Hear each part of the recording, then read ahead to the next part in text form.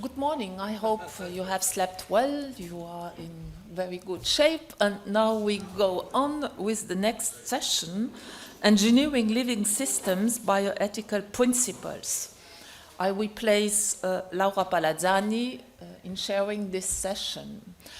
And I am very happy to have 3 speakers this morning, but the third one is he will not be here. We have recorded his lecture.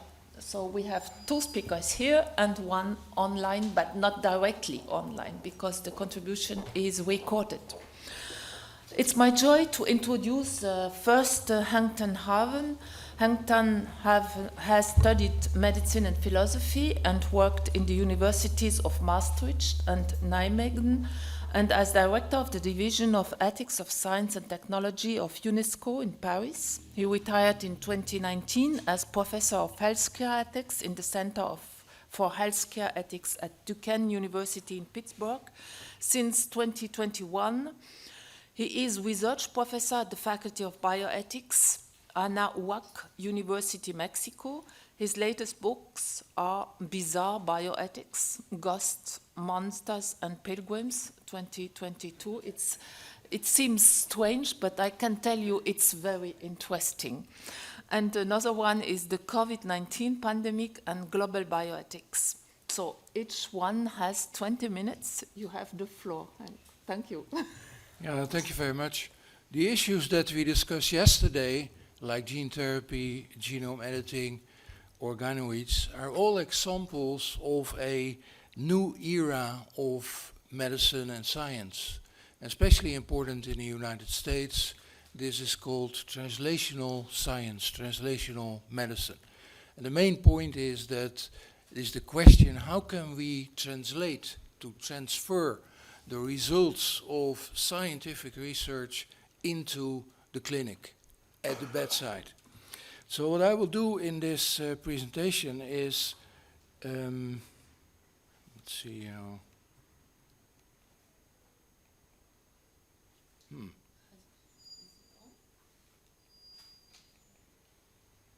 Let's see.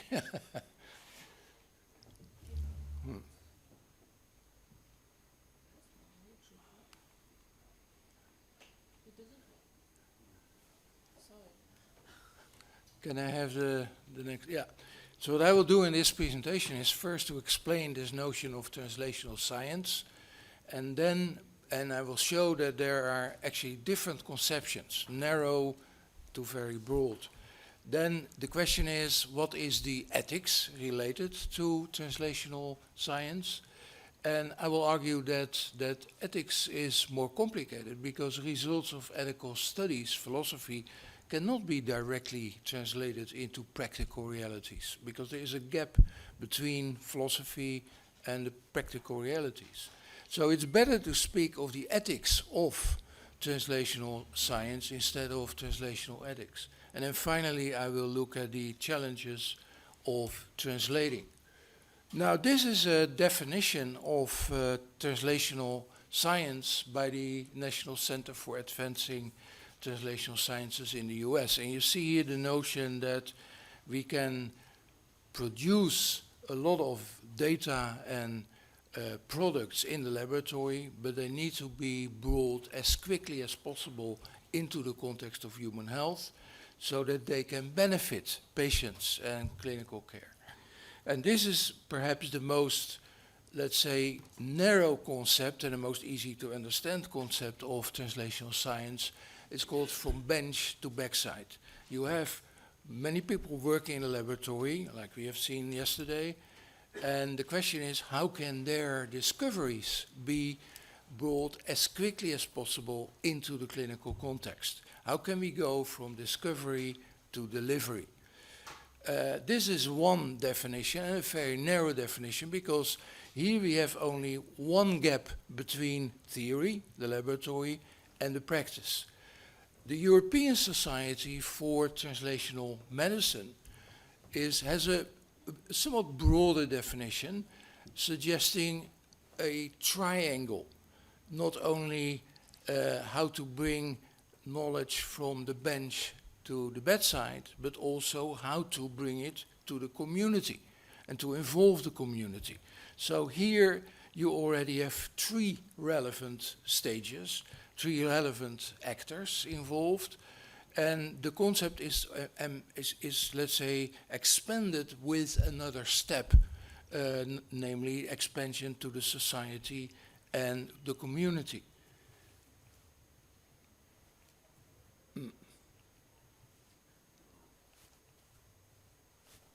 Okay, this is too quick. No.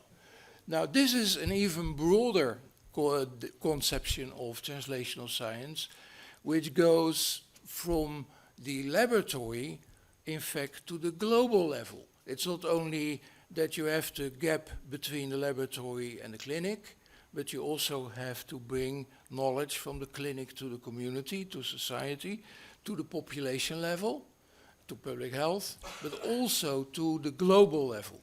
And I think this is a model that can explain better what was at stake with the COVID vaccines. You could develop it in the laboratory, stage 1, then you have to bring it in the clinical context, but you also have to bring it to the global level. And in this model, of course, you see that there are many more gaps to bridge. Not only the gap between the laboratory and the clinic, but also how to make new discoveries relevant in a social context and also in a global context. So this is a broader concept of translational science.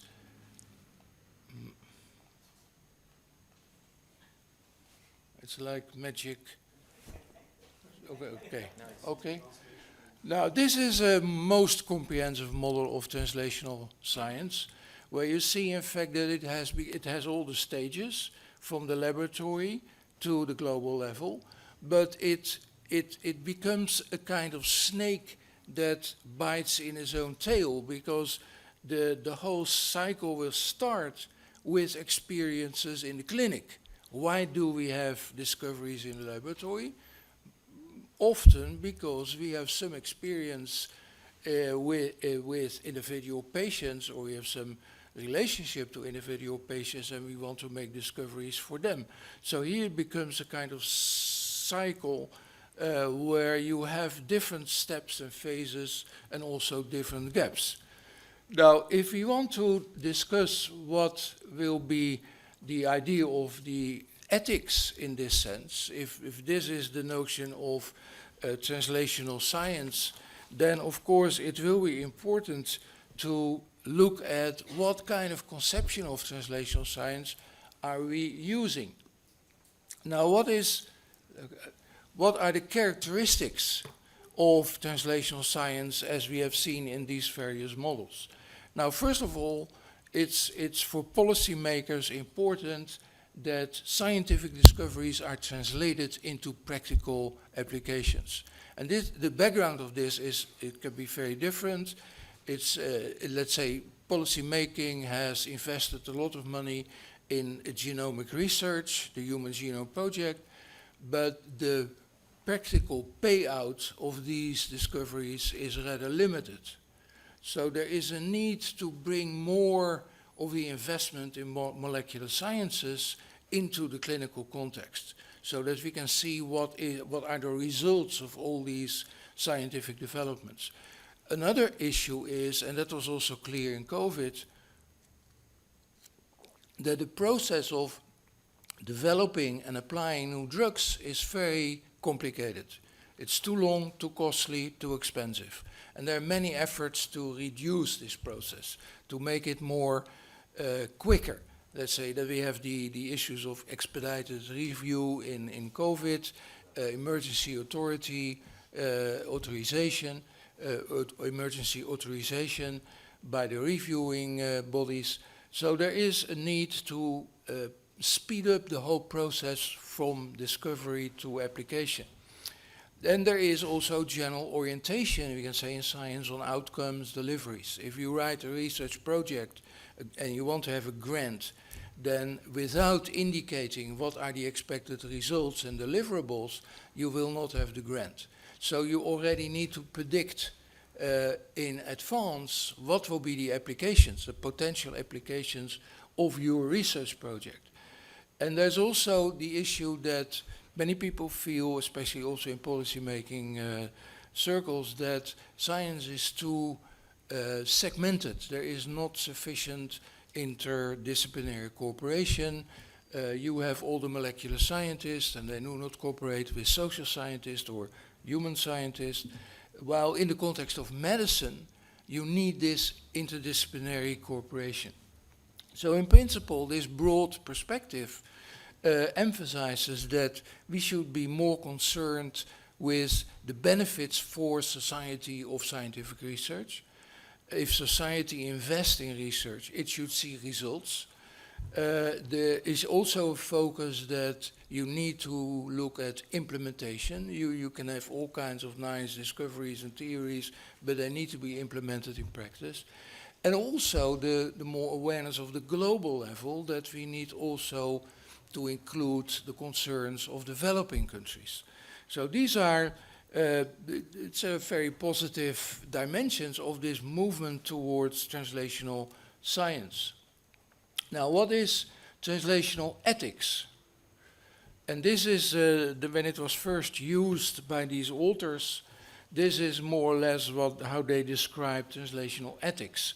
And you see it looks like it's the conventional research ethics that we already know, but then applied to this new era of translational science. So in effect, you can say translational ethics is the accompanying ethical framework for translational research. It's not a new approach, but it's more maybe specifically focused on the issues of translational science.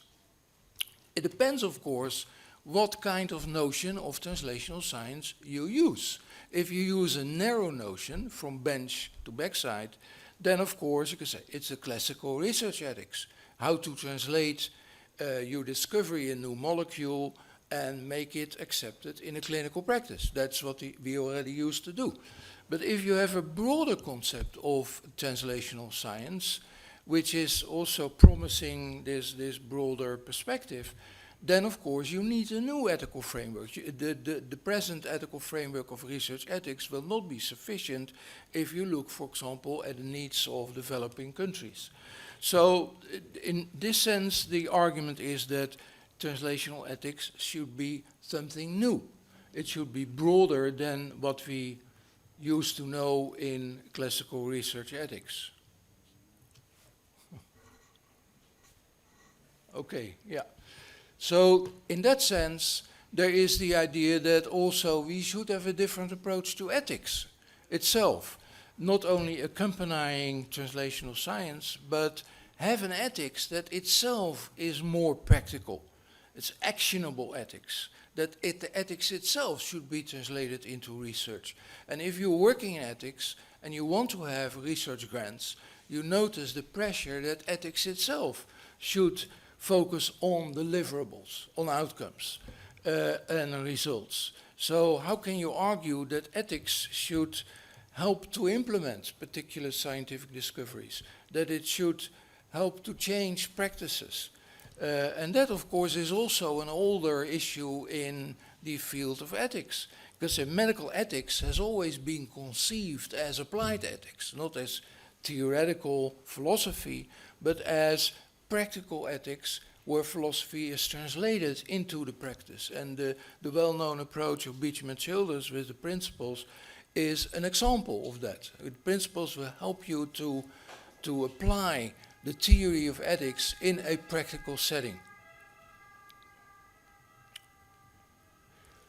Now, if we look at the practicality of ethics, and the question whether ethics can influence practices and policies, of course you will say, if ethics is focused on arguments and interpretation, like it was said yesterday, then arguments will not change any practices. There is no necessary translation of the arguments of the ethicist into practices and policies.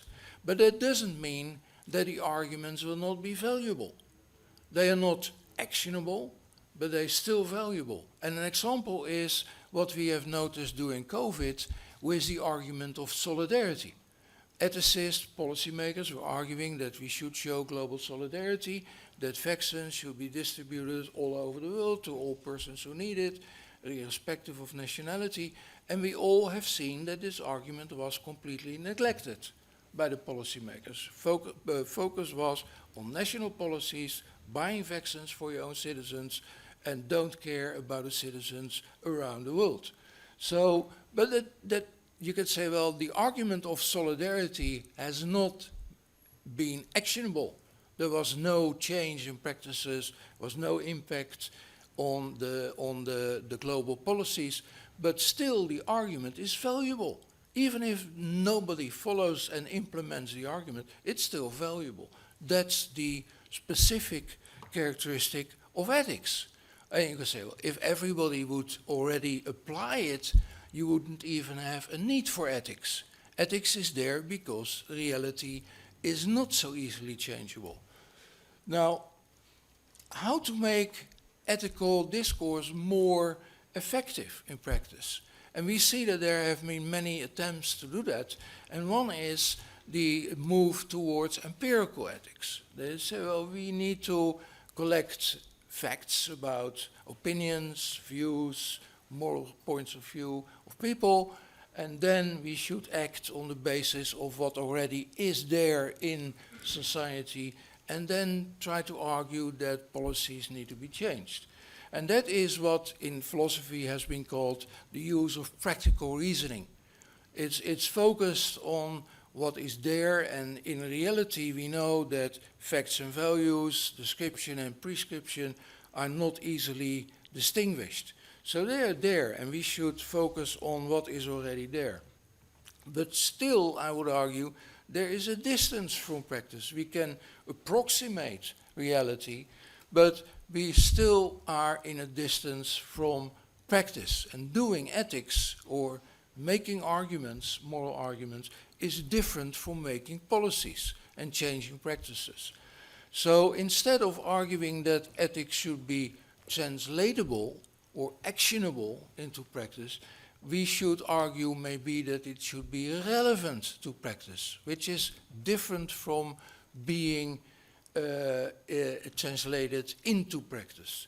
And this is an important point, I think, for the ethical reflection on developments that we notice, that the notion of relevancy is perhaps for ethics the most important issue.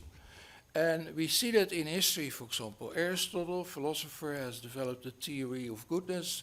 He exemplified different virtues, knowing that in practice people will behave differently. But his theory of virtues has been irrelevant for practices, has been inspired people to change their behavior. It was not simply applied into practices, but showing ideals of behavior has an impact on practices. So that is the first point, the notion of relevancy. The second point is that ethics also uses a different model of research. We do research in ethics, but in a completely different way as you do research in translational science. And the scholarship in ethics informs practices. It doesn't translate into practices, but informs practices by education, by consultation, and by deliberation. Those are the tools that ethics is using to be relevant in practices. So what we need is not translational ethics, but we need an ethics of translational science. Then, if we have this ethical view of translational science, I think there are three questions. The first is translational science really a new approach? Is it reflecting an adequate conception of bioethics? And is it also reflecting a satisfactory image of science? And I'm skeptical about all three questions. Let's look at the first one. What is new in translational science? You can say there's always been, let's say, can you go on? There always has been a tension between this limited and expanded conception of translational science, but there is a competition also here. Let's say, let's look at the, I think this is not the,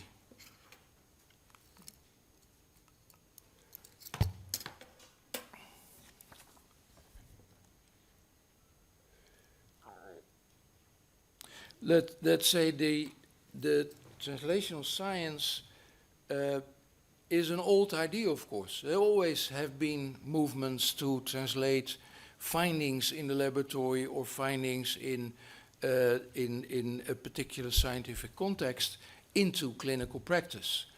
But in a way, we can notice that the movement towards translational science is directing most of the attention on the first stage of this model of translational science, what is called the phase T1, the laboratory.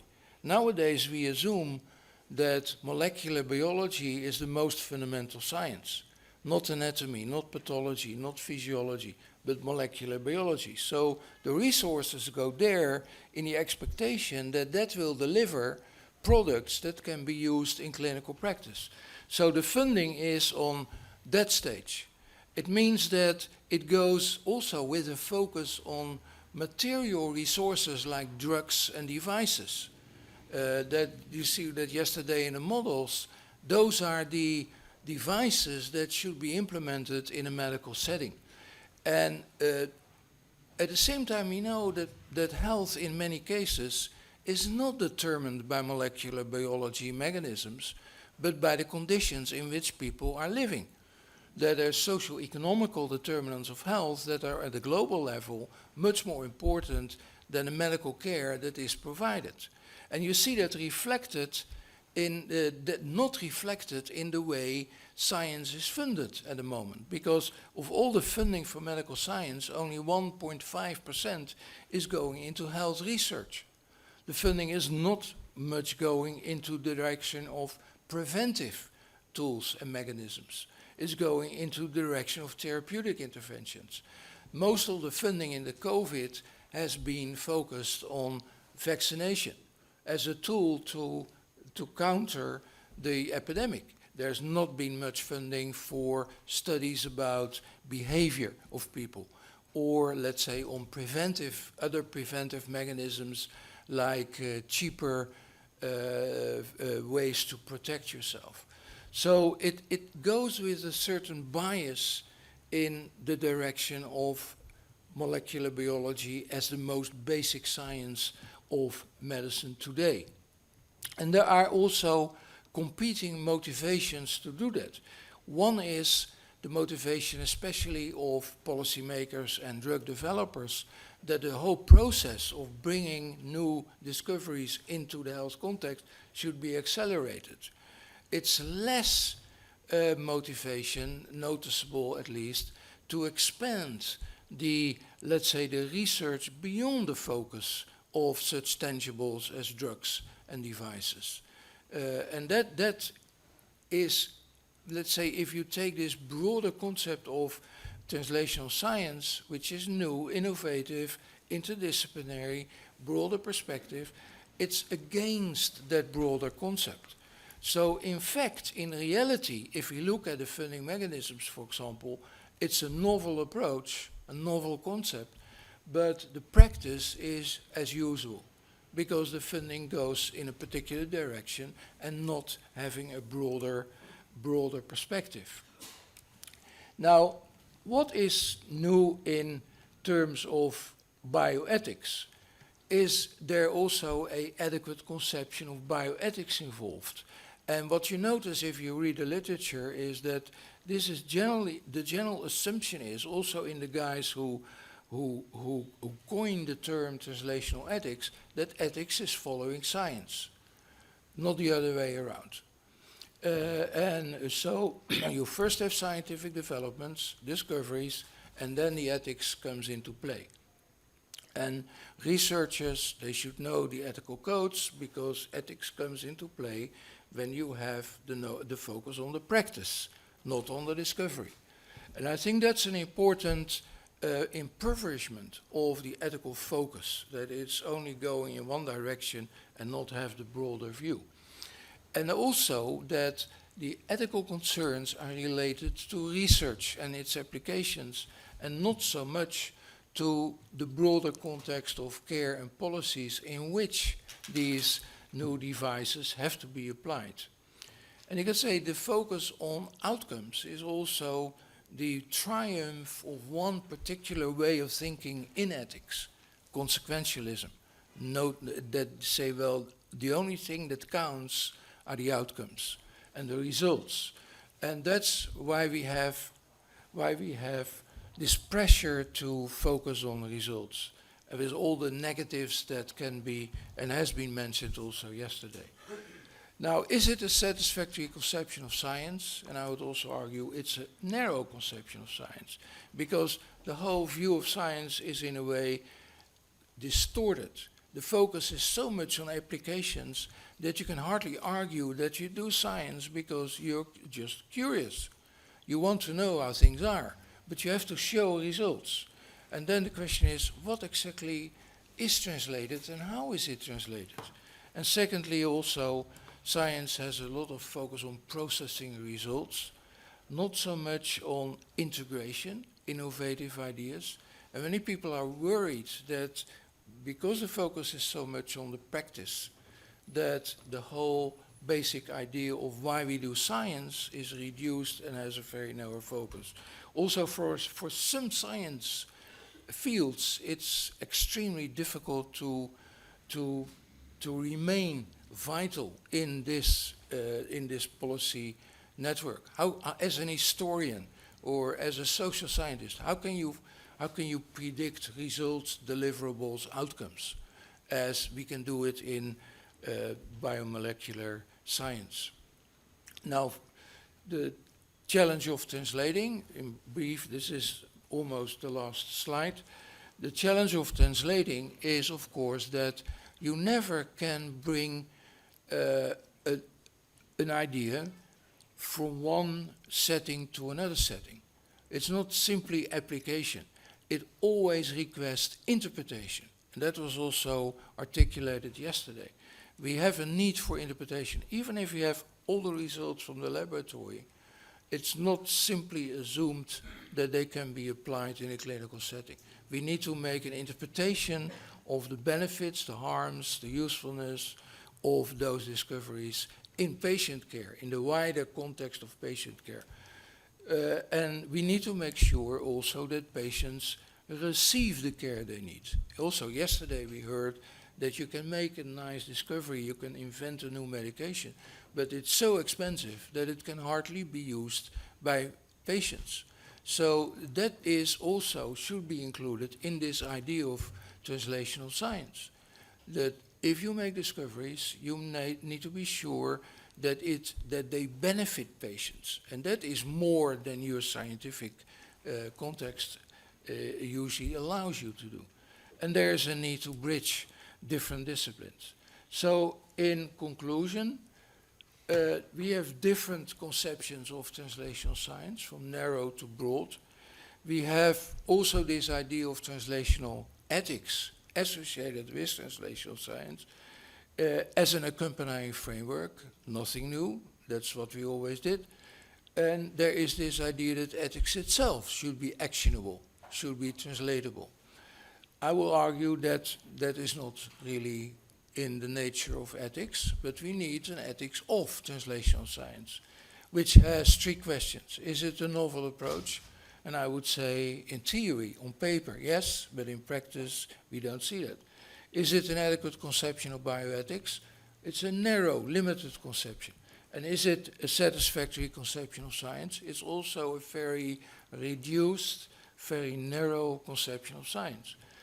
Then the challenge of translating, and that requires a broader ethical framework also. We need interpretation, and we need to bridge different languages and disciplines. Thank you very much.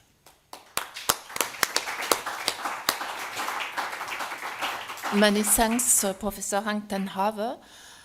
We we have in mind that the notion of relevancy and the need of translation are very important.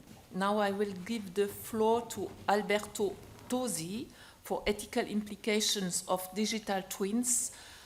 Professor Tosi Alberto is a pediatrician and epidemiologist with experience in vaccine trials and in surveillance of infectious diseases. He worked as a researcher with the Italian National Health Institute for more than 15 years. He has been part of the coordination group of a large clinical trial on cellular pertussis vaccines that involved nearly 16,000 Italian children. He has also been responsible for a study on the effect of thimerosal contained in vaccines on neuropsychological development of children, founded by the US Centers of Disease Control in 2004. He moved to the Bambino Gesù Pediatric Hospital, where he is now, a large clinical and research center where he joined the epidemiology unit. In this period, he continued his work in vaccine-preventable diseases with studies on the epidemiology of rotavirus, etc., etc. He is also a consultant for WHO for activities on polio eradication, a component of the expert vaccine group of the European Centre of Diseases, and more recently shifted to digital technologies and digital communication for health. He has been appointed as Chief Innovation Officer of Bambino Gesù Hospital since 2017. I will give the floor to Professor Tosi, but he is not present. We will listen and look at the recording of his lecture. So the floor is for him.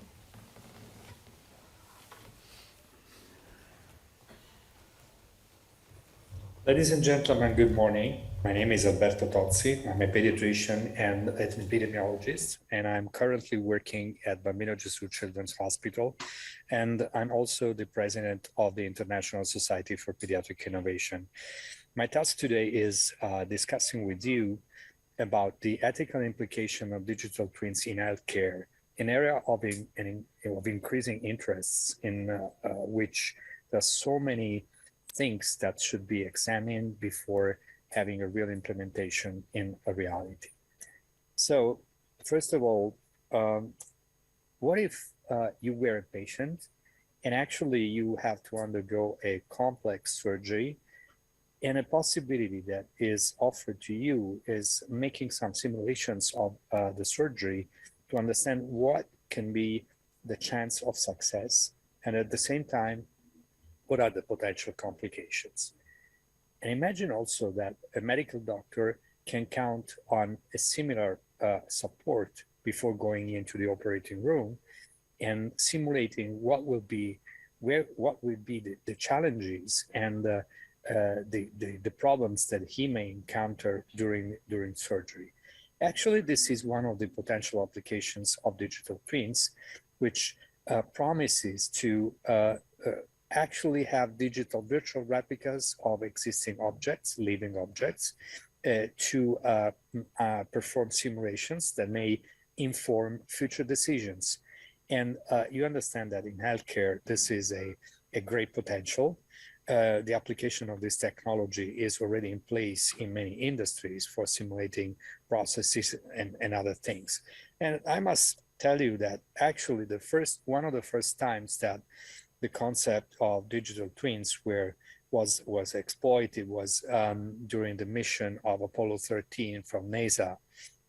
You may remember that in that case, Apollo 13 had a problem, but it was too far away for having any actually action to be fixed. And NASA actually replicated a similar spacecraft, to simulate the same problems and suggesting the real things to do for fixing that.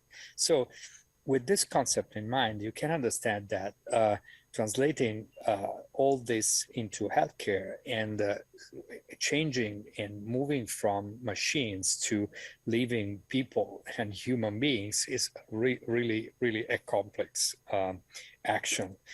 So if you look at the current definitions of digital twins, there are so many things that can be easily explained. First of all, it's very clear that a digital twin is a replica, is a copy of something that is already existing, a living object. It might be a cell, it might be an organ, or it might be a human being.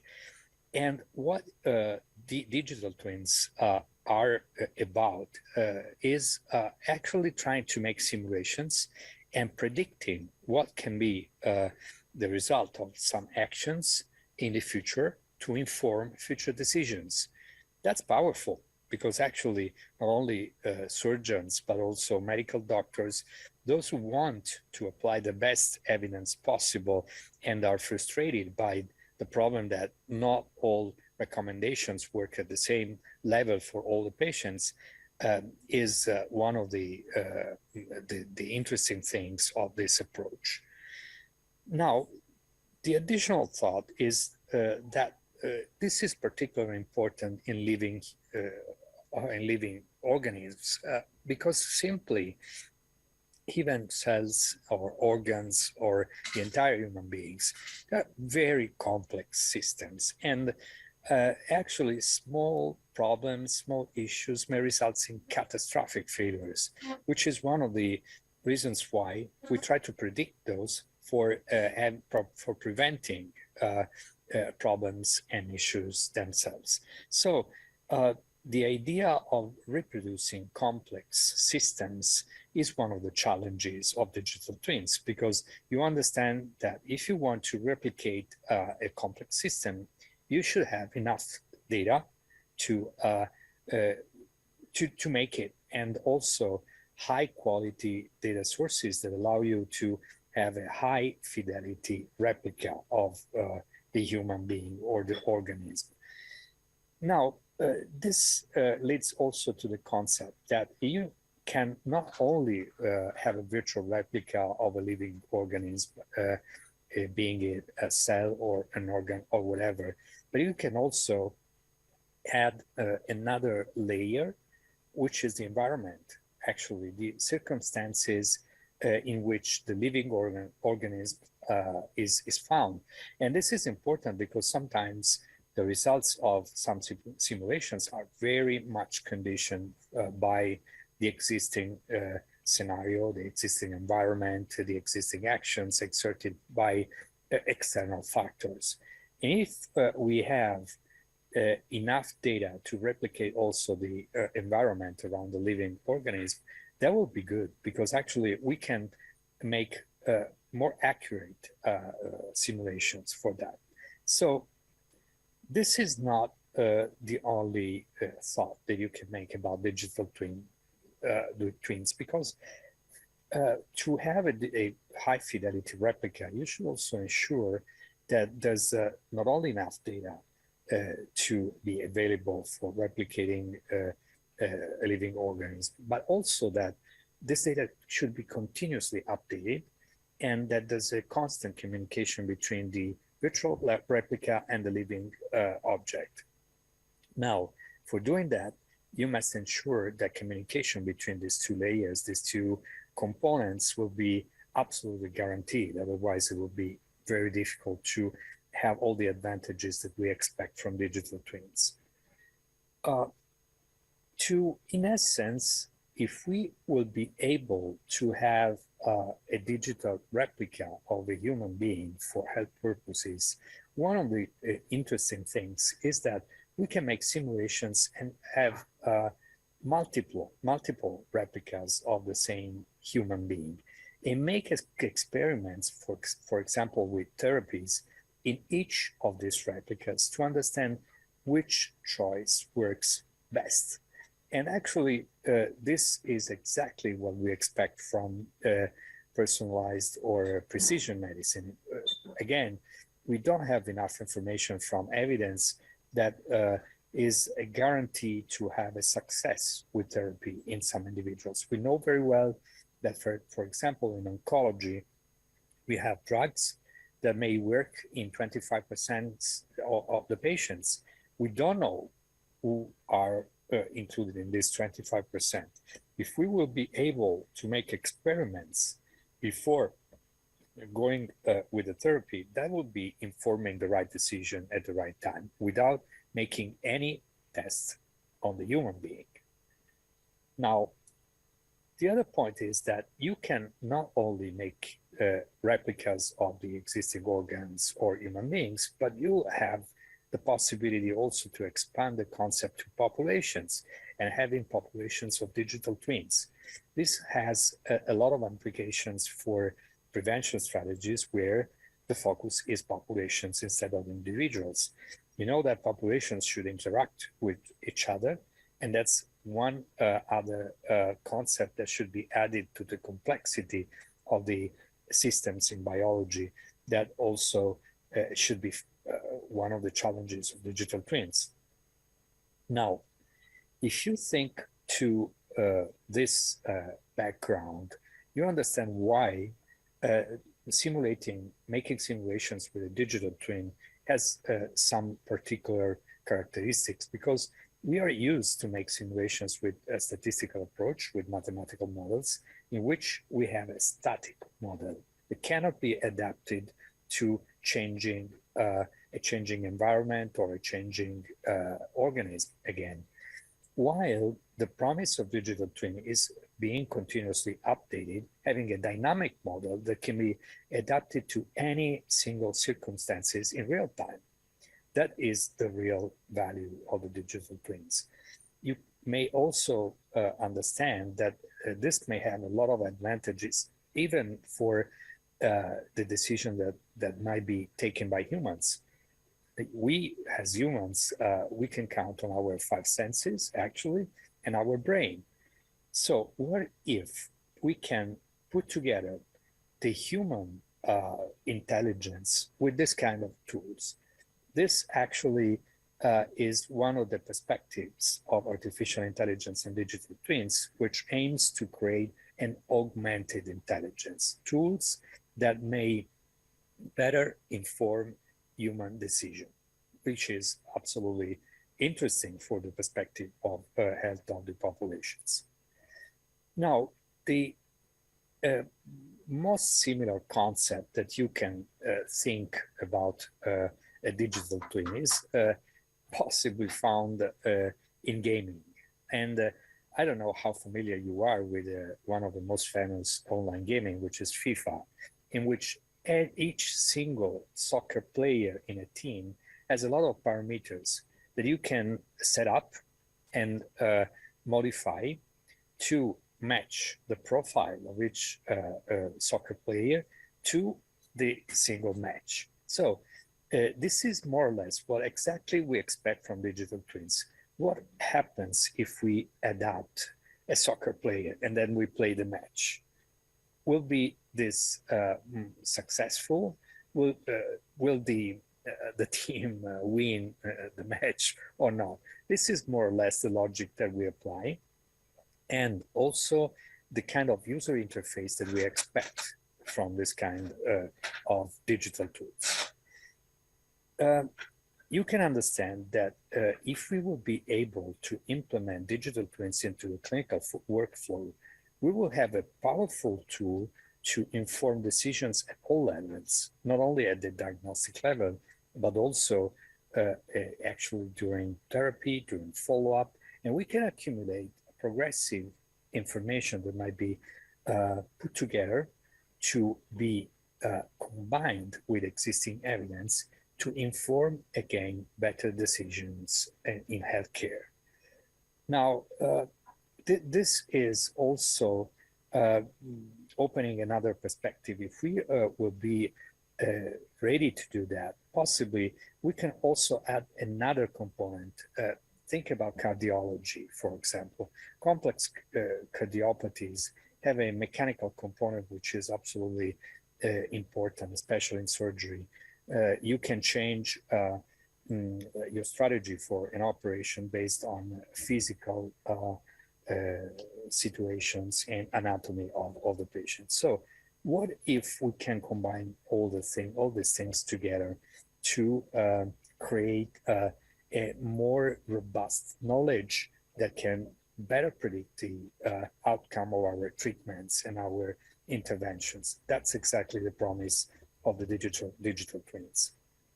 So in essence, if we have enough information coming from biometric data, and we can use data coming from sensors or clinical data or other data sources, we will be possibly creating the background for having these digital twins and offering continuously to medical doctors and healthcare the possibility to make decisions based on this kind of information and simulations. The decision-making process that the medical doctors and we do all the times is based on real-time information, but cannot deal with big data or actually algorithms or other simulations that a digital twin can offer. You can see from this table that if we think to the possibility that the digital twins can offer based on real-time information, use of big data, use of algorithms, and also representational simulations in a virtual physical manner with an avatar or a virtual model or even with a 3D print. That is absolutely important for the potential impact that this can have on healthcare.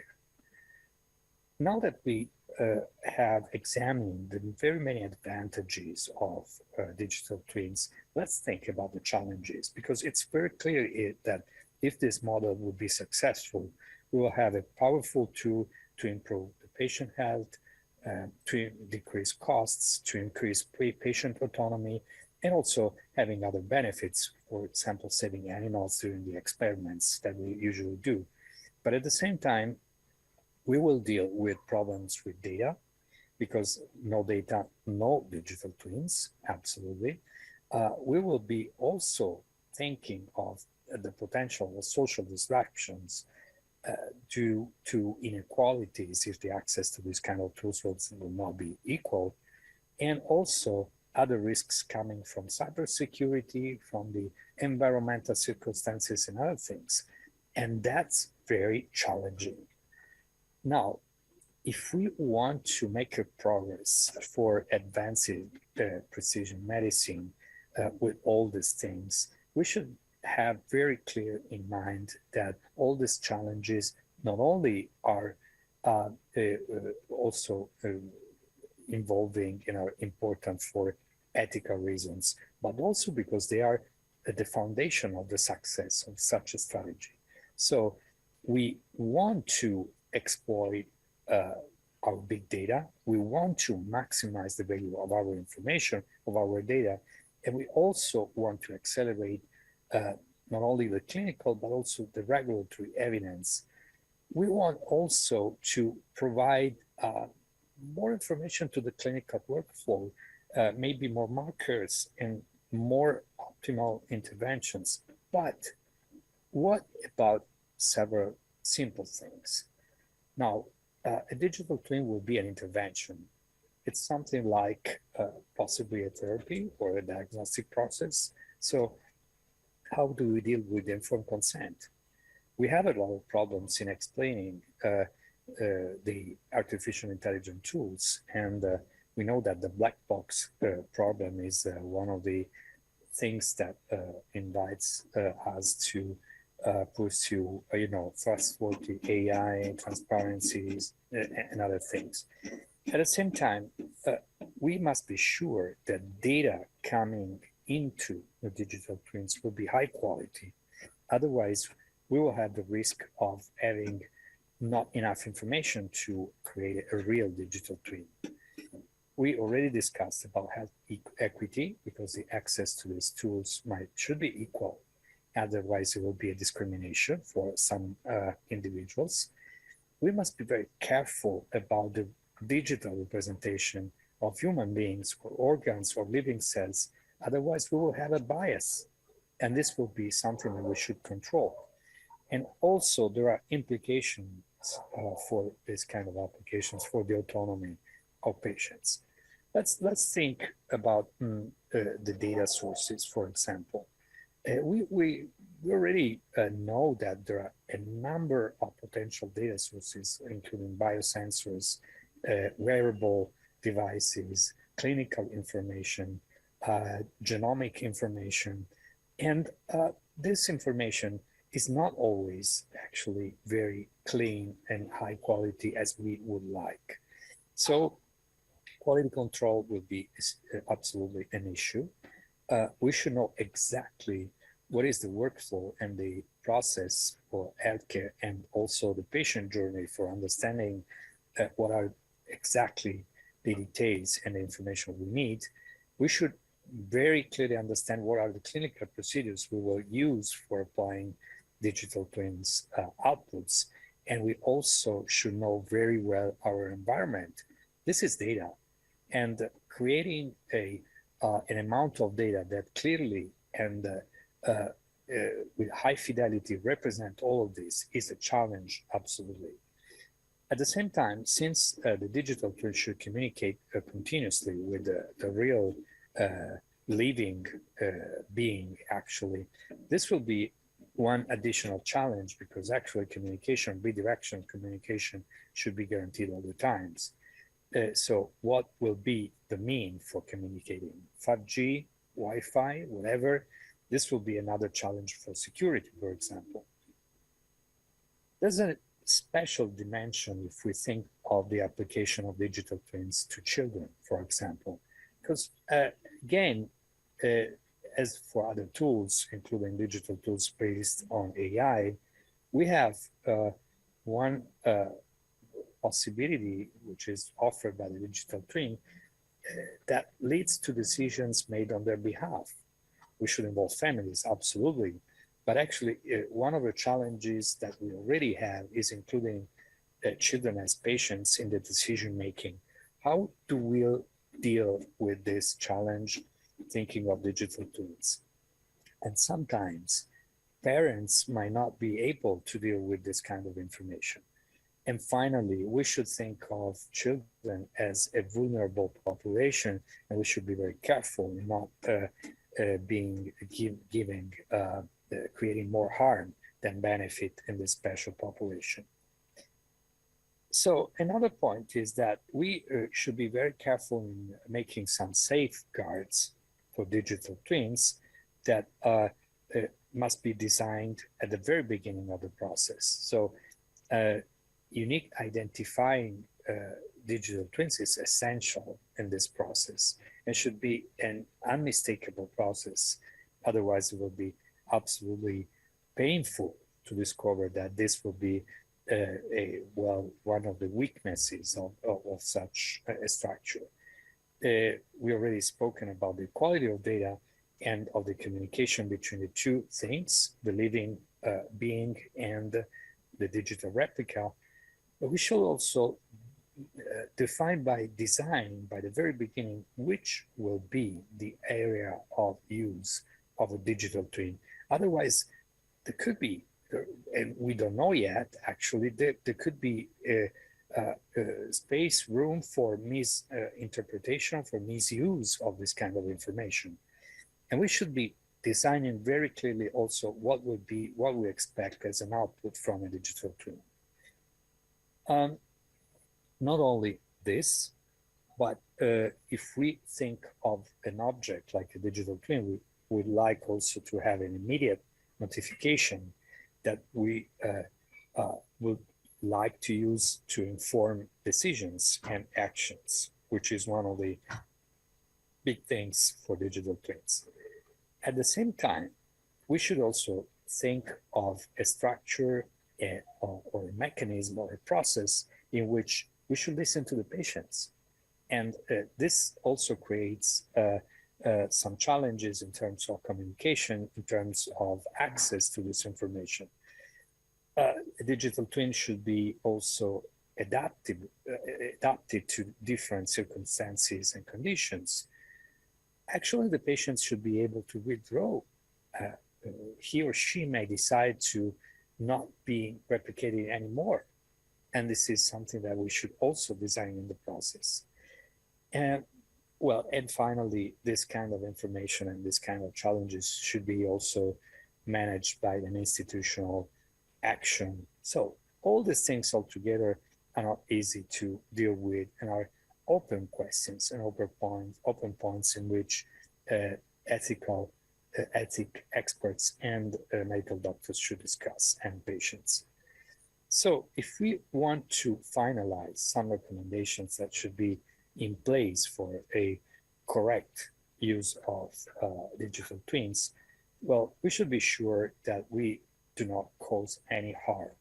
So actually no harm from the digital twin for the living object, the living human, absolutely. We should discuss in advance how do we control the simulations, which kind of simulations we want to have, and how they will be used for informing future decisions. We should also be worried about interoperability of these systems, because sooner or later, this may become one of the pieces of the big puzzle of the healthcare process, and we want them to be integrated in a larger amount of knowledge. So another point is clarifying in advance very precisely who has access to a digital twin and how this will be represented. And all the indirect implications of digital twins should also be taken into account. But also some final points that I would consider that may be more traditional, obvious, but absolutely important, which is the accountability, transparency of the process and the decisions. How do we deal with the education of the medical professionals, but at the same time also of the general public? We should try as much as possible to guide all this process by social values. This is one important concept. So my final thought is that we don't have any solutions yet. There's room for discussion, and it's a big discussion.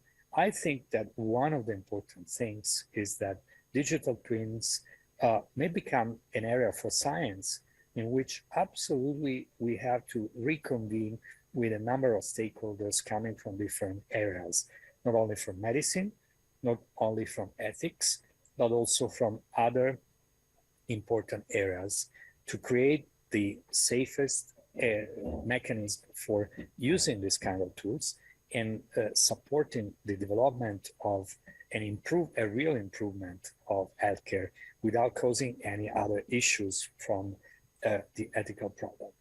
Thank you.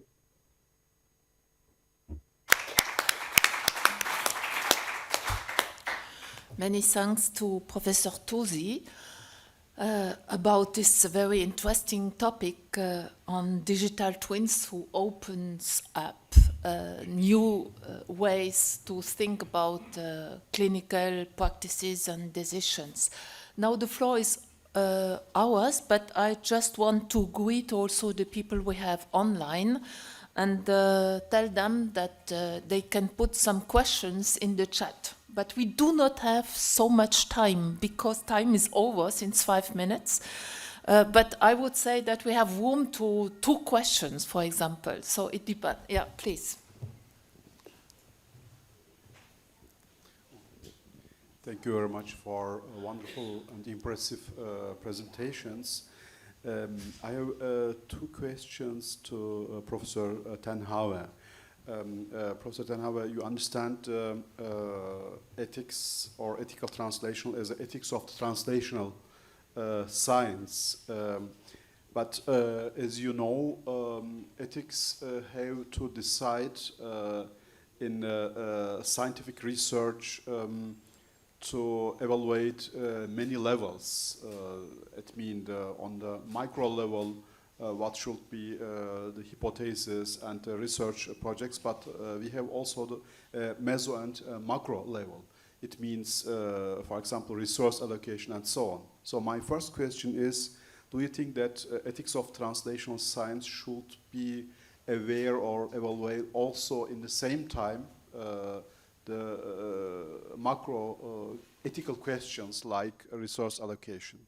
And my second question is, you said the interpretation is very important for decisions. So I can imagine there is 2 interpretation forms. One of them is the interpretation of ethical theories and arguments into practice.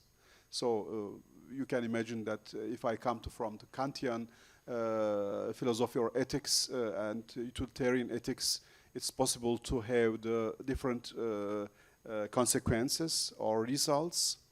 And the second interpretation form is the interpretation of the ethicists, so from the individual perspective. And my question is, as you know, the scientist wants from us as ethicists the objective answers to ethical questions, but it's not easy. So what do you think about these complex phenomena of interpretation? Thank you. Thank you very much for the interesting questions. You must have noticed that I'm very much in favor of this broader conception of translational research, translational science. So it's not just the transition from bench to bedside, but it's the broader perspective how we can make discoveries beneficial for the whole community of humankind. And that, of course, is not what you can expect individual researchers to take into account, because they have sufficient worries in the first phase of translating it into clinical practice, and they are confronted with particular ethical issues like the standard ethical issues. But from a policy-making perspective, like governments, policymakers, research, the ministers, they should take into account this whole spectrum, so that if you fund basic research in molecular biology, your concern should be how it translates into real benefits for all patients in your country and ideally in all countries. And I think that was the basic concern of WHO, for example, in the COVID pandemic. They try to bring that perspective. And then the questions that you say, well, you have micro, meso, and macro level in ethics, of course. And I would argue that from a researcher, the question is if you can expect from a researcher in his individual setting in a laboratory that he has this broader perspective. And maybe it's too much to expect. But at least you could expect it from the policymakers and the funding organizations that they have this broader perspective. So that if you develop like the other speaker, excellent mechanisms to help people to regain vision, that this technology will become available for everybody who needs it. We cannot expect Dr. Roska to do that, but we can expect that the people who are interested in his research, in his funding his research, that they have that interest. Otherwise, you say, well, why do we do the research if it does not translate into real benefits for all people who need it? And that's, I think, is a major challenge at the level of what you call macro resources, that it's good to have all these translational activities, but in fact, we are interested in the end point of how to improve the health at a global level. Thank you very much. Last question here, very short. Here, please.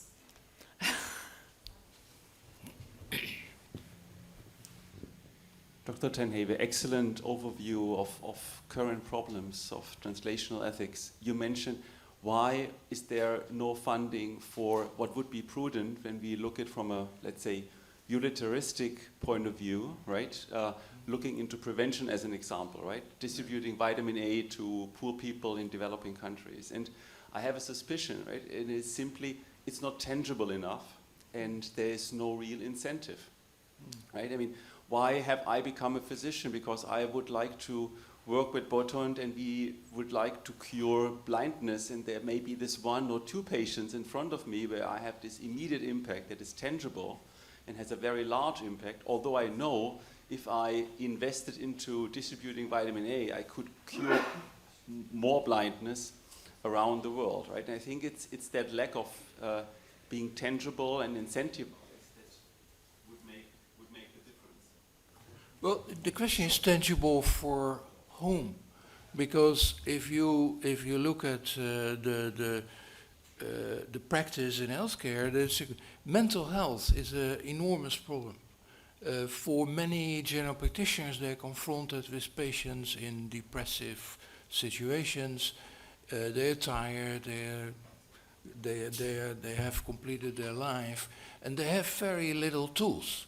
But they're also not supported by sufficient research, by sufficient funding. So I can imagine that if you say, well, it's very tangible for me when I'm in the lab and I'm working with a particular technology.